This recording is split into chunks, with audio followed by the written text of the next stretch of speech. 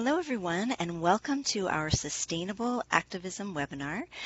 This is our opportunity to share strategies and resources with activists, and this is Activist Appreciation Month. We have a whole great lineup of wonderful webinars for everyone, and special resource pages that we're developing to provide more emotional and spiritual tools for activists. So my name's Lisa Levinson. I'm your host this evening for this webinar, and I'm the director of the Sustainable Activism campaign. And we do provide resources for animal activists and even have a support line that you can call if you're feeling blue or looking for some ideas for your activism. So we hope to hear from you there. And now I'm very excited to introduce our featured speaker today. We have a very interesting webinar for you. And it's Dr. Lisa Kemmerer. I'm going to read a little bit about her so you'll know her as well as I do. So Dr. Lisa Kemmerer is a philosopher, activist, and professor, and she's going to facilitate our discussion tonight on sexism in the animal rights movement. She is known internationally for social justice work on behalf of the animals, the environment, and disempowered human beings. An activist for decades, she has written many books, including Eating Earth, Environmental Ethics and Dietary Choice, Animals and World Religions, and Sister Species, Women, Animals, and Social Justice. She has edited many collections of thought-provoking essays as well.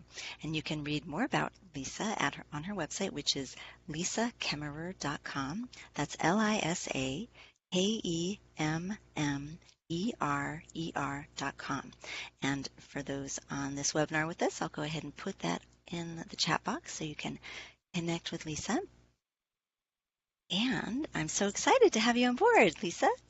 Thank you. I'm very happy to be here. It's such an exciting time in the movement right now. So much is happening. Yes, it is. And we're very fortunate to have you today. Seems like even as we speak, all kinds of articles are popping up everywhere, online and in print, about allegations of sexism in the animal rights movement. And I know this is what you're going to share some information with us today about. And also towards the end of the webinar, we will have opportunities for people to ask questions. So if you come up with any, please jot them down. You can put them in the chat box if you're with us or in the comment section, and I'll make sure that Lisa gets those questions. Also, if I speak too loudly, if I speak too fast, please let Lisa know and she'll let me know. Yes, thanks everyone. All right, should I go ahead?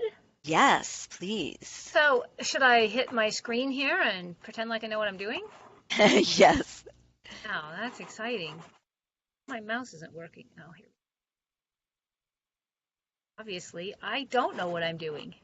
Now, why can't I make my mouse do anything? Ah, there we go. Here we go. We're in business. Now we give it a minute. All right, so let me start by saying that what I'm going to talk to you about, I want to give you some background. I'm not here to talk to you as a fellow activist so much as a scholar studying this. So what I'm going to show you is what I've been studying and what I've learned. And I have spent the last year intensely looking at sexism in the movement. So that's what I'm going to go over with you today, and it's fascinating stuff. I think you'll enjoy it. So have I got the pictures up? Let's see. Not quite yet. So just wait a bit longer. Let's see. The two books that I've written that are most close to this subject are Sister Species and Speaking Up for Animals. Those are two anthologies with the voices of many women inside the movement, some of whom do talk about the sexism and male privilege that they have bumped into, both in the movement and as activists. So there's one place you can go. And the other thing I want to say is always I try to say a thank you to Carol Adams. She's a fabulous human being, a visionary, and that she was onto this stuff long before. She and Marty Keel have kind of been the backbone and the roots and the foundation. She's worked tirelessly to get to this moment where something is really happening. And she's a wonderful resource. And her famous book is The Sexual Politics of Meat. My personal favorite is The Pornography of Meat. So her books are also out there for looking at. So the first thing I want to say is that this problem that we are having is part of the larger culture. So it's not just us. right? We're getting this from the culture that we live in. We live in a culture of sexism. We live in a culture of male privilege. So we live in a place where things like women, for example, are better at verbal skills. So rather than celebrate that, we celebrate the quiet man who really just has poor communication skills, right? So this is an example of sexism. Other examples are that women talk, it might be called chatter, rather than giving us credence for what we say, for our voices. De-emphasizing emotions is another way of misogyny and sexism. So we live in a larger culture where things that are associated with being a woman are looked down on. This, of course, comes into our movement from the larger culture. So other aspects of the larger culture are things like gender training when we're young. Women learn to smile. Women learn to be subservient, to serve, to make others happy. But man, I remember my brother telling me, I can be the president of the United States. And he was saying it to me knowing that I felt I couldn't. So he felt empowered as a boy, and I didn't as a girl. And I remember that clearly. I didn't understand then what was going on, but I sure do now. So males grow up with that self-confidence, that self-certainty, that sense of the value of their own actions and of where they're going in life. And other examples of sexism are things like fat shaming, right? You hear about fat ass, but you'll never hear about fat gut, because women are more apt to store weight on their lower bodies and men on their stomachs. So if we're going to make a negative fat shaming comment, it's usually against the way that women store fat and not the way that men do. We also live in a culture that has toxic masculinity. So our culture is one where men are encouraged to be, if you turn on the TV, please don't, keep your TVs off. But if you do turn on your TVs, you will see violence, sexual violence. You'll see a whole culture that glorifies males not treating women well, where anything violent is sexual and everything sexual has violence in it. So this is toxic masculinity in the sense that these are things that are not healthy for our cultures. This is not what any of us would want if we stopped to think about it. But our whole culture propagates this. So this is part of the fish. We're the fish swimming in the water. This is the water we swim in, whether or not we see it. So, and I also want to be very clear. I am speaking for the United States. I think many cultures are similar, but I speak best from my own culture. So if you're from another country, maybe you can bring that in our discussion. I know I have a very strong, fabulous feminist friend in Estonia where sexism really isn't a problem in their movement for several important reasons. I can carry on, Lisa, if you haven't gotten it or if you have got it. We've got it. Oh, cool. All right, so you're following me. All right, so click if you're doing the slide thing. So because this is part of our larger culture, it's not just our movement. Now, here's one of the most fascinating things that I learned in this time of studying, is that social justice movements manifest this part of our culture in very specific and interesting ways. So, social justice movements, I kind of see them as a petri dish. It's kind of where it's a great place for these types of cultural manifestations that are unhealthy to grow and flourish. So, one of the problems with social justice movements, with activism, with organizations, is that we want to appeal to the larger culture, right? We want them to join our movement. We want them to respect us. We want them to take on the ideas of whatever it is we're talking about. So we need to fit into the larger culture. So sexism is one of the ways that most groups fit in with the larger culture. And of course, because males tend to be leaders in our society, they tend to be leaders in our organizations, they form strong male networks. So they have control, and of course, very few of them will even, it's like my racism. I can't see it unless I work at it. So if you're a man, you can't really see your sexism unless somebody points it out to you and works with you on it. So not only we have this tendency to have male leaders who don't get it and can carry out that sexism from the larger culture into our groups so that we can appeal to this larger culture and draw in new members, but they become heroes. They tend to be heroized because they're the leaders of our movements, and we're activists, and we're proud of what we're doing. And they're the spokespersons, and spokespersons have power. We feel like they know more, so we look up to them. So this kind of heroism is really damaging and dangerous in social justice movements because we see our leaders, because movements tend to be, they're trying to take the moral high ground. So in taking the moral high ground, the leader is going to be seen as like the quintessential moral leader. So it gives them a lot of power, and no matter, in some instances, no matter what they do, they are continue to be viewed as, no, that's not possible. They couldn't have done that. They wouldn't have done that. Or worse yet, even if they did do that, we need them. They're good for the organization. They're bringing change. Another aspect of social justice movements that brings sexism in and maintains the social power of men is methods. And I read an article with a fabulous line, "Tactics are all gendered." It's a fantastic statement, and it's absolutely true. So, and I studied a bunch of different social justice organizations and different instances with people in groups. And one of the common features is that the females are expected to kind of clean up, bring the food. They are still doing the smiling thing and the keeping the men happy thing. And the men are the ones, if there's going to be real action, they'll often be first on the scene or even control that. So, for example, in the tree sitting movement in Oregon, the men maintained power, and they were always the ones in the trees, and the media showed up. They were always the ones there to talk. And so the females were marginalized. They were down tending the food and making sure the men in the trees had food. And there were, of course, instances of rape in the trees. So it was a male-powered organization, male-powered organizations, and the kind of thing that goes with that is that women end up being subservient in their roles, and whatever women do, again, as in the larger culture, is it's held in lower esteem. And of course, we all know that if someone's not doing that work, no one's going to be up in the trees, that we need everybody. And there's no reason why getting in someone's face and yelling at them should be any more admired than someone working quietly in the background to change laws. But men tend to do the more flamboyant, showy types of activism and get more prestige because of it. So it helps them with the heroism, with the sense that they're so important and we have to keep them, that we should honor and respect them. And perhaps the most dangerous problem is this inside-facing loyalty. And this is true across the board for social justice organizations. Once you join an organization, you care a lot about the movement to begin with. And once you're in an organization, you become loyal not only to the organization, but to the people in it. It becomes your group. It's a social network, and it's important just for that.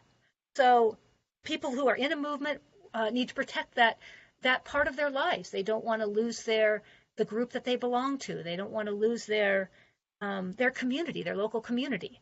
And once you get blacklisted, where are you going to go? No, unless you're in a gigantic city where you can go somewhere at the other end of the city and join another organization. Word gets around. So inside-facing loyalty means that even when men are behaving badly, women will not come forward. So you might see instances, for example, where finally the dam breaks and there's like 33 people speaking up, right? So why would that be? That would be because no one wanted to be the one to step forward. There was a loyalty to the cause and a loyalty to the person. So instances can build up and no one's willing to say or do anything about it.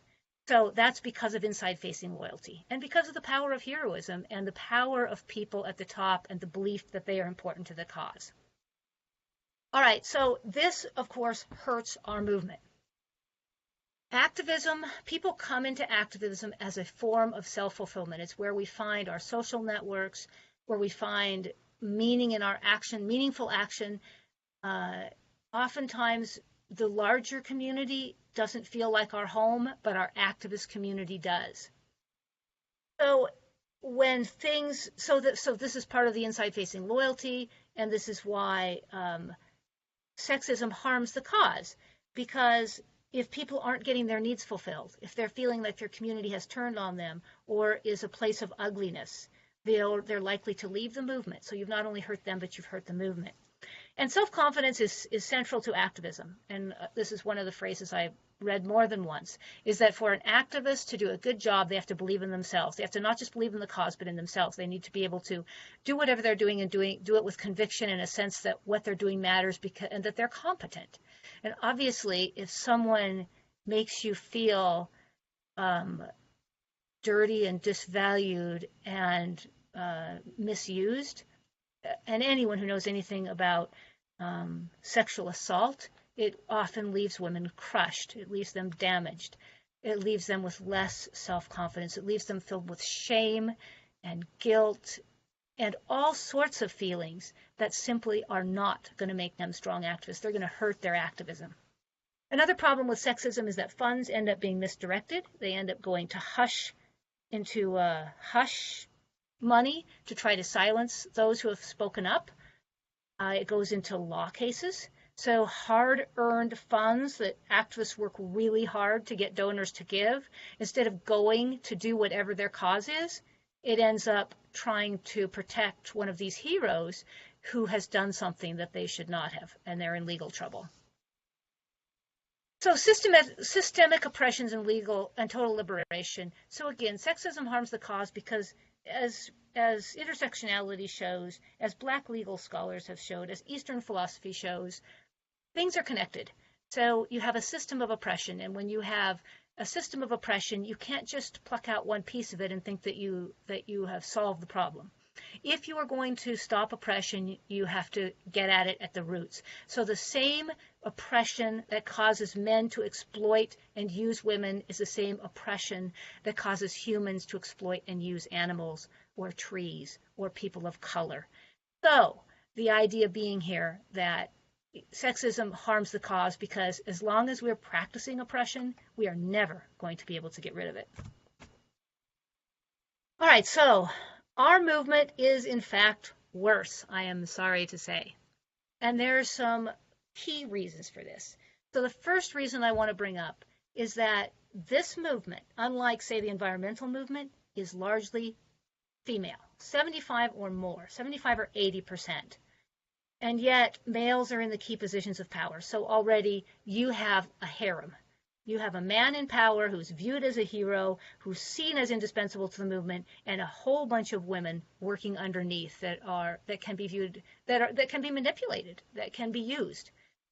In the survey that I did, which is ongoing, very, very few of the women who experienced or witnessed any form of harassment or discrimination had it from people who were either under them, who worked under them, or were in some category that was less than the power that they had. So the kind of problems that we're looking at are a power dynamic problem caused by men in power with women under them. And again, I read in the survey and I've read on the testimonials that these problems are caused by the men in power. They are the perpetrators. Another reason that it's worse in our movement is because you can't compare movements. You have to be careful comparing movements. But we are a more marginalized movement. It is easier to care, for example, about starving humans or battered children than it is about a chicken or a turkey or a cow or a pig for most people. So if you're in this movement, you have experienced marginalization at some point. And I know as someone who's been in this movement for 30, 35 years, I remember it as a child. I have been marginalized my whole life because of my value system and my beliefs. So for us, our community is yet more important. We feel like finally we found people who see the world more like we do, who understand the importance, the suffering of other animals and the importance of protecting them. So we cling more dearly to our movement, which again protects perpetrators. And I think another problem is that people in the movement, and again, women, it's largely women, so I might as well say women in the movement are not only more marginalized, but they are also likely to be damaged. And again, I can speak from my own life. I carry a lot of trauma. When you care about animals from the time you're a very small child, you experience things that traumatize you, and you have no way to process it. The rest of the world just doesn't get it. Your parents don't get it. Your friends don't get it. Luckily, I had a sister who got it, and I had a father who got it. Unfortunately, I wasn't one who ever said anything. So I carried a lot of pain quietly. So this damage, and I know I'm talking to people out there who know this pain and this suffering and how many years you've carried it in your soft hearts for the world of suffering. And that's a good thing, but it means that we're more vulnerable. So I think the other reason that I think that it's a target for more of this is that our movement deals with just so much suffering. It would be impossible for me to have grown up without seeing suffering. You could grow up in a privileged neighborhood, for example, maybe, and likely never see or experience, I have to be careful, racism, I'm thinking, but obviously if you're a person of color, that's not possible. You're probably going to experience it anywhere in this country. It would be very hard to avoid it. But you might be able to get in a community where you just don't have, the white racists around. But wherever you have people and animals, you are going to have you're going to see suffering, and you can't avoid it. So as a feminist, as a woman, it's kind of the same. I'm going to experience it. And I have to say, really, for people of color in our communities and societies, it's the same. We can't get away from the suffering. But with animals, I remember a spider when I was a kid, and they were pulling the legs off the spider in front of me. I remember a snake that was killed in front of me. I remember a cow that was killed at the neighbor's. I remember a dog that was hit on the road. I mean, these are just parts of my past that no one really processed with me or dealt with. There's just a lot of animals out there. There's a lot of suffering. And so our community is more important to us, and we are traumatized usually from a very young age.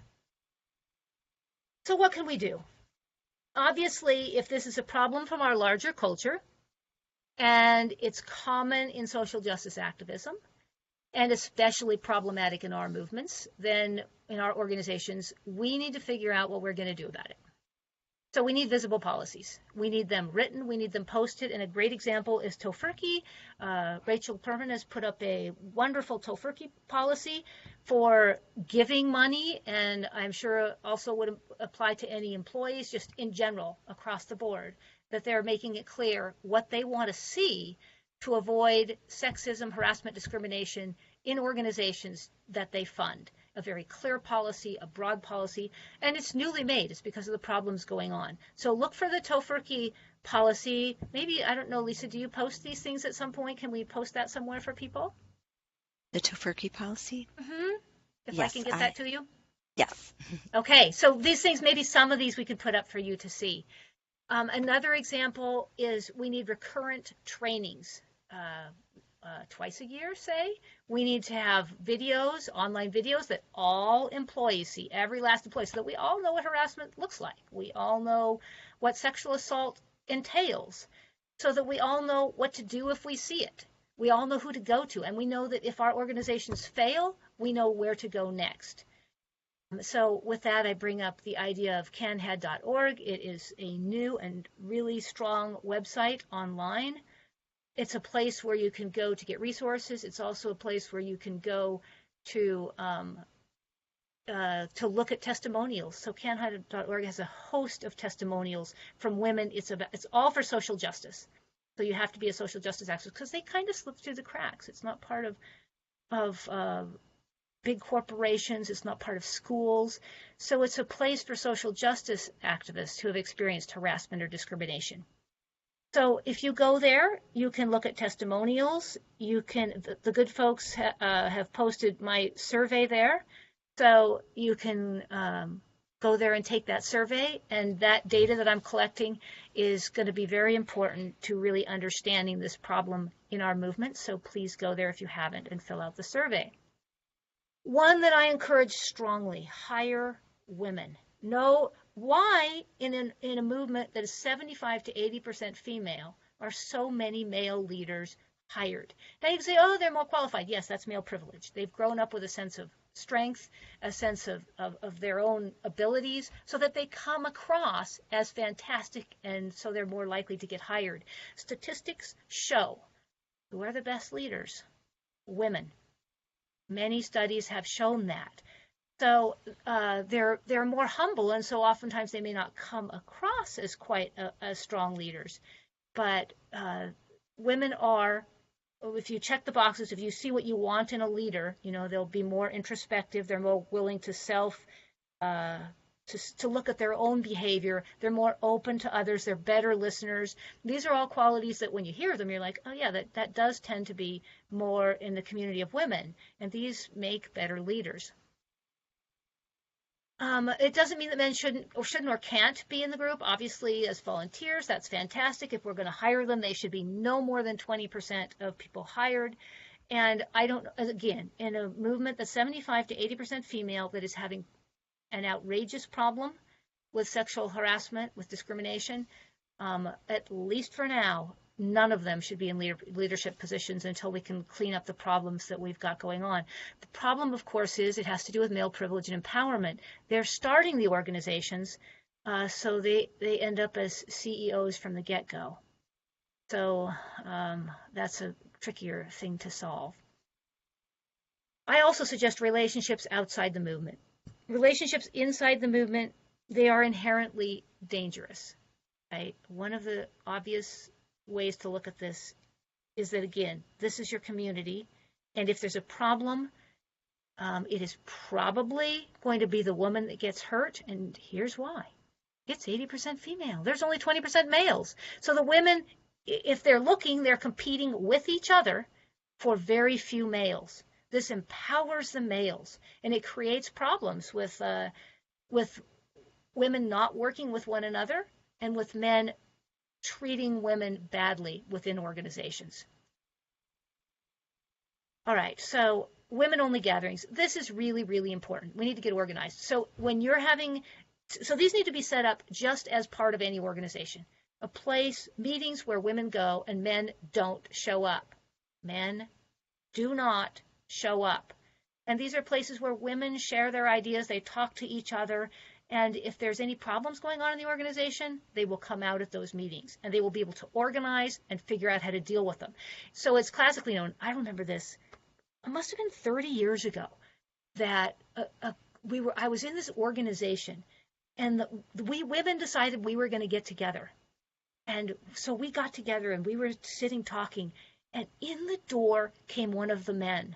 And I have learned since, yeah, they bust in. They want to know what's going on. They feel uncomfortable. They know full well that it's a space where we can and will talk about things that are going wrong in the organization in ways that we won't when men are around. So do not let that happen.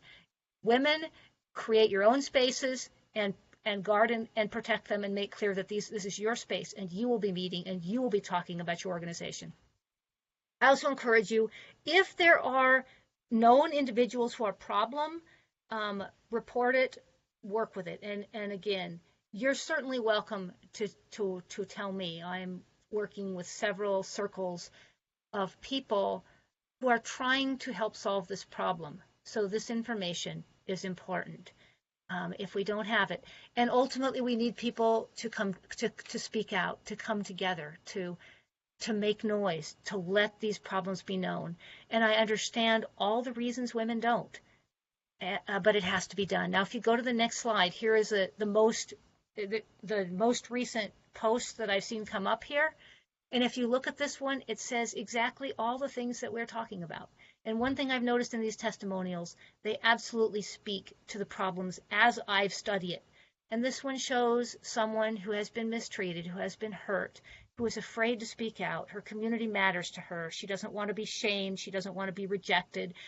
But she knows that what's going on is hurting not only her, but the movement.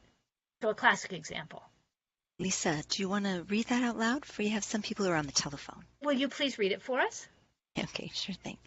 It happened to me, and since opening up to some other activists, I have learned they have had similar experiences.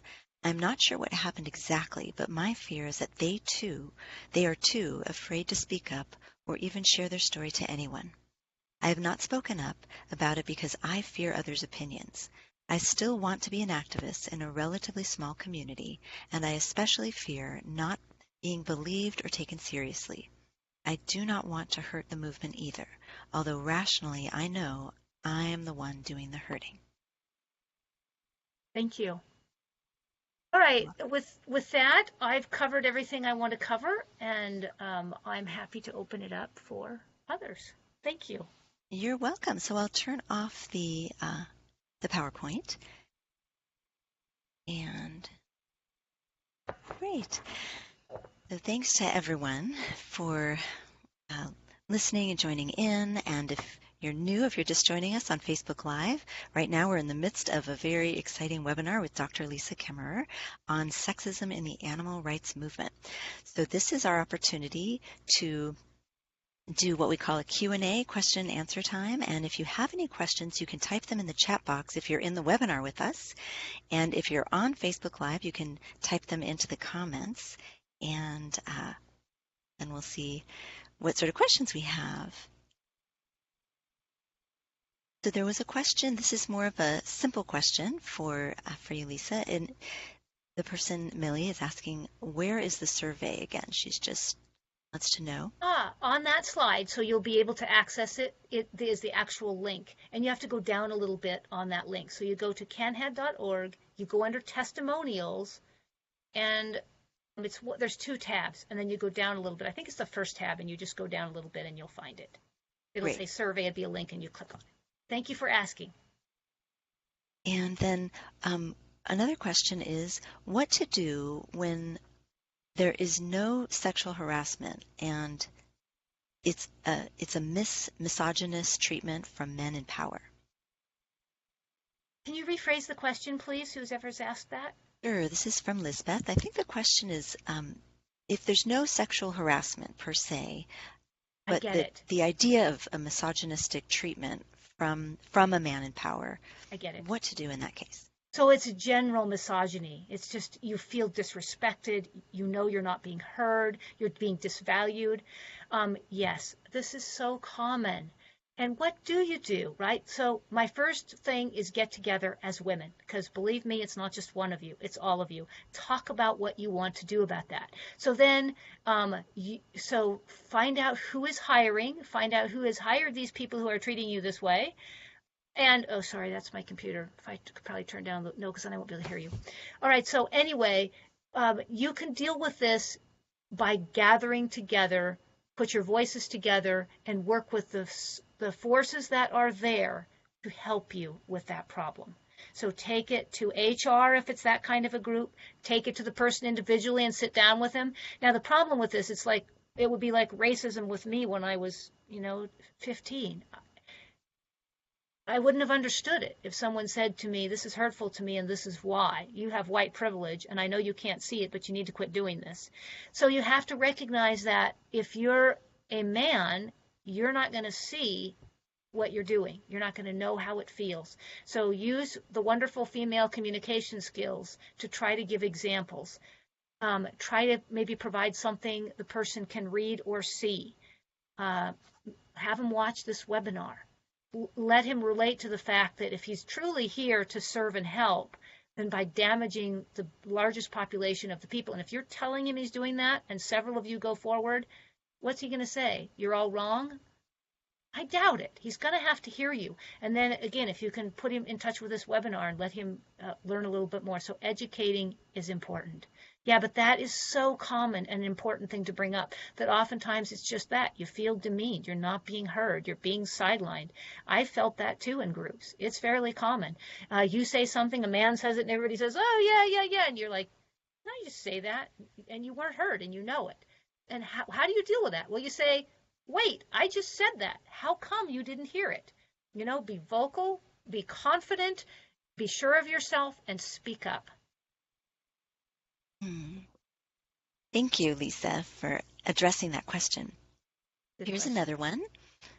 How do we best support the women who have come forward in the latest HSUS situation, especially since the board voted to keep Wayne Pacella? Post things, write things, definitely write to the board and express your unhappiness with this, right? 33 women don't come forward by chance. They just don't.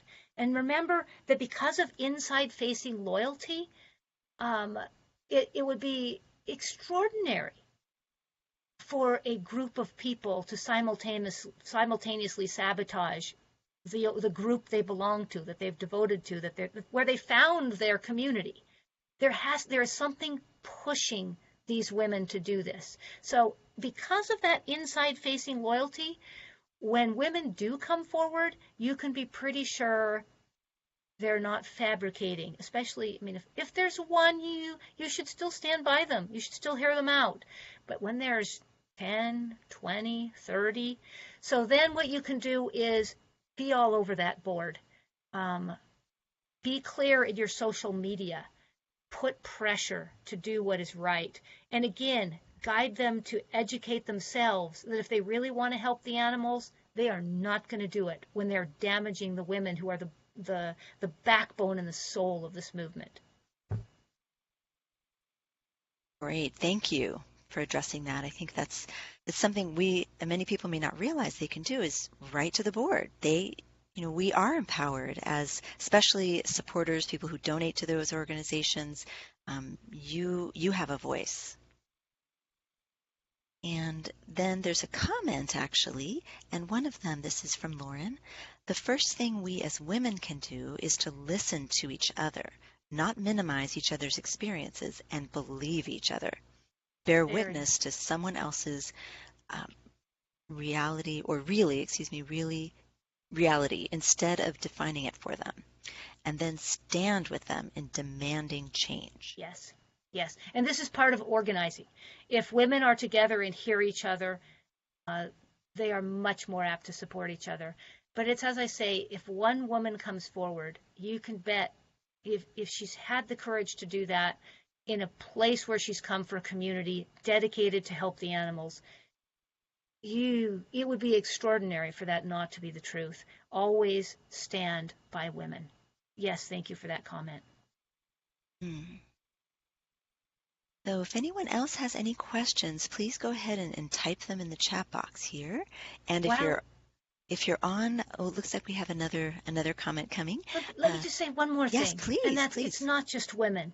Trans people. If you see racism, if you see homophobia, watch for all of these things. Women are half the population, so anywhere you go, and in this movement there's 75 to 80% of the movement, but we also have a problem with all sorts of other prejudices and hurtful behaviors that we need to talk about and work. We're an embarrassment in the world of movements for our closed-mindedness and our lack of understanding of larger social problems that we need to get on board with. Another comment here is that this same happened, this is from Millie, the same happened to me when I was in the DXC movement, and it's hurting and humiliating. Since the main leader of the group was male and was the main one that discriminated and disrespected me by sabotaging an activist work I put together. He lowered my status and made me feel less than. So much demeaning things done to me in that movement, I decided to quit. Yeah, I'm sorry. And we lose activists because of this. And, I'd like to encourage you to go to another organization, but it's a huge problem across the board. But some organizations are definitely worse than others. So, I'm sorry that happened to you. These organizations, DX needs to have a group of women getting together to support one another, talk about these problems, and work on solving them. And they need to have female leadership, from everything I'm hearing. Thank you, Lisa. And there's another, it says, not a question, this is from Anne, but just wanted to thank you for the info about Wayne Pacelle, which I had not heard about. I don't always find time to listen to this, but happened to be off work today. So that's a nice, I'm glad we could be informing you about all these issues that are going on. This is definitely a hot topic right now in the animal rights movement. Every day there are different posts coming up on Facebook. And I put them on my Facebook page, so if you want to read what's happening, I post it all there. Wonderful. So if those of you can, and just say the name of your Facebook page so everyone knows. Well, it's Lisa Kemmerer, and I have both an author page and then just a regular page, and it's just under my name. And here's a comment, an interesting comment from a male listener, Jeff, who asks, can you please give men pointers on how to be an ally? Oh, boy. Yes. once when I was headed for a conference, and I happened to be sitting next to someone who was a man in the movement, and he was saying, how can I help the women in the movement? This was about a decade ago. He said, I want to organize a place and get them all together and talk. I said, great idea. And he said, okay, I'm going to do it. And then I said, and don't show up. And he just looked at me. And I don't know if he ever did that. But so one of the main things you can do, again, is if you're the leader of a group, organize spaces, meetings for women. Yeah, it's scary, but if you're doing everything right, it's not that scary. But if there are problems, women need to get together to talk about it. And if men don't facilitate that, do it on your own. Other things that men can do, be allies. Always support and believe people who come forward, although they're less likely to come forward to men. Call men on their crap. This is a big one. Women calling men on their crap is not the same as men calling them on their crap. So if they're doing something sexist, if they're not listening, if they're holding the floor too long, if they're talking up first and longest, be there to say, let's hear from somebody that hasn't spoken. Be there to say, I want to hear from some of the quieter members. And be sure you honor, don't expect women to clean up. Make sure you're there bringing the food, cleaning up afterwards, standing in with the pen to write the notes. Don't always assign this to a woman just because she's there, like somehow your fingers don't work, so she has to do the cooking, the cleaning, and the writing. So for men, what all these sexist things that I'm talking about, they're probably going on in your very own organizations and world. So please watch for them. And what an ally does, the best allies we can hope for are the men who are stepping in and talking to other men about these problems. That was a great question and really interesting answer too, Lisa. And for those of you who don't know, we have a Facebook event page for this event. It's actually the title of the event, which is Sexism Harming Our Movement? And on that page, there also are some other links to articles, and one of them, which In Defense of Animals posted recently on our main page, is an article that includes some pointers for men, similar to what Lisa has just shared. We do have another question or two, and here's one from another Lauren. For victims who have previously agreed not to speak out because they've been silenced legally, what can they do? Okay, so we have some lawyers working on this kind of thing, and I've heard different things. But it's not, as I understand, it's not forever binding.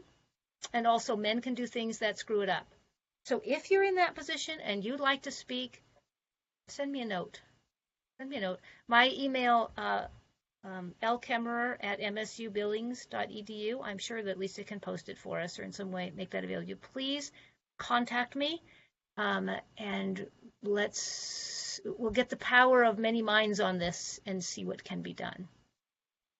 And the other thing I want to say, with regard to the previous question about what men can do, please don't be leaders. Step aside. Don't raise your hand and be an organizer. Be a follower. Let the women who tend to pause before they speak and pause before they act. But it doesn't mean a man should just step in and lead. So one of the things I always say to men is, don't be a leader. Don't be one of the people that takes one of the small subcategories and becomes a leader of it. Instead, let the women who are, again, the backbone and the soul of this movement, let them also be the leaders. And here's another question from Liz, where she says, I think women need to understand how to identify gaslighting. And gaslighting is when others, in this case the perpetrator, when they try to convince you that your feelings are all in your mind, they continue to do this until the woman starts to doubt herself. Yeah, this is so common, and you'll see it on testimonials, this word, this gaslighting. And it is very common. So the question is, what do you do? Is that the question when this happens? Again. Yeah. The question is, oh, please. How to understand what that is and how to identify it when it's going on. Again, so many of these problems would be solved if women were organizing. You get a group of women together and they'll be pretty clear what gaslighting is. They've all experienced it and they are onto it.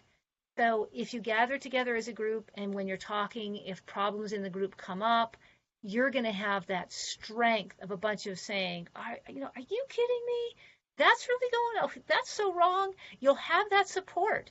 when we are isolated, that's exactly what happens is these perpetrators get us in a position they have all the power and we don't, and we know it.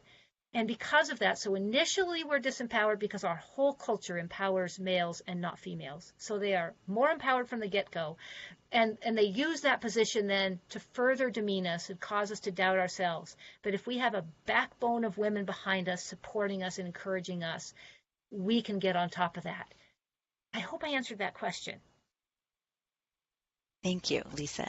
Yeah, and we have another kind of a question too from Mary. She joined the live stream or the webinar a little bit later, and she was wondering about sexual harassment or gender discrimination policies at animal rights nonprofits. That she also mentioned that Rachel Perman at Tofurky has raised this. And are they required? Which organizations have them? And which are role models on this subject? Rachel Perman and Tofurky is a model on the subject. Vegan Outreach has recently worked really hard and created one as well. So Vegan Outreach is another place you can go to look for a policy. Again, this is the joy and the value of this survey. We have for the first time, we have hard data. There are almost no organizations that have policies. So again and again, people that were reporting horrible things happening, they said, we didn't have a policy, I didn't have anywhere to go, or I went somewhere and nothing happened. There was no procedure in place, it just wasn't dealt with. So the long and the short of it is, in this movement, we have a real problem with policies, but starting to highlight that now, and I know that some of these organizations are starting to think about how to get policies. And again, Vegan Outreach has one, and Tofurky has one, and we will hopefully find a way to get those online so people can see them. Yes, and actually I just wanted to mention that In Defense of Animals, which is hosting this webinar, we were very inspired by the webinar and also inspired by the current affairs, what's going on, lots of discussion around the office, and in fact we are looking at the Tofurky as a model for what we want to establish in our organization. So I think that's one benefit of this happening, is that it really sparks other groups to kind of rally around it and change their policies, and that's what we're doing at In Defense of Animals, which is a mostly women-run organization. Most of our employees are women, actually. Fantastic. And our president is a woman too, so we have that. Yeah, you're less likely to have troubles then, and it's one of the targets. If you're looking for a group to support ones that have female leadership. They are the ones who are less likely to have problems. And again, ask them, we want to see your policy. We want to know what your policy is and who's in charge of it and how many cases you've had to deal with in the last 5 years before we'll donate to you or volunteer with you. That is great advice. Let's see if there's any other comments. We're about to wrap up our webinar shortly. Another comment here. Someone, looks like Jim, is stating that thanks to Rachel, a number of organizations have put out new policies, including Mercy for Animals and HI. You mean International? The Humane League. It's THL, excuse me, the Humane League. And another, Elizabeth was saying, this talk was so informative for activists. Thank you. And have you thought about giving this talk to various sponsors? And also they can do a kind of survey for employees. So the type of survey that you're talking about, Lisa, perhaps organizations can do internally. Great idea. And maybe a last comment here is that sometimes we can't even speak up at the group that we're in, so it's best to leave. As in the group I was in, and this is the gal who was talking about DXC earlier, which I explained, what I wasn't listened to, I was ignored constantly, and I was hushed. My torch was taken away from me and squashed and so on. Just a horrible feeling.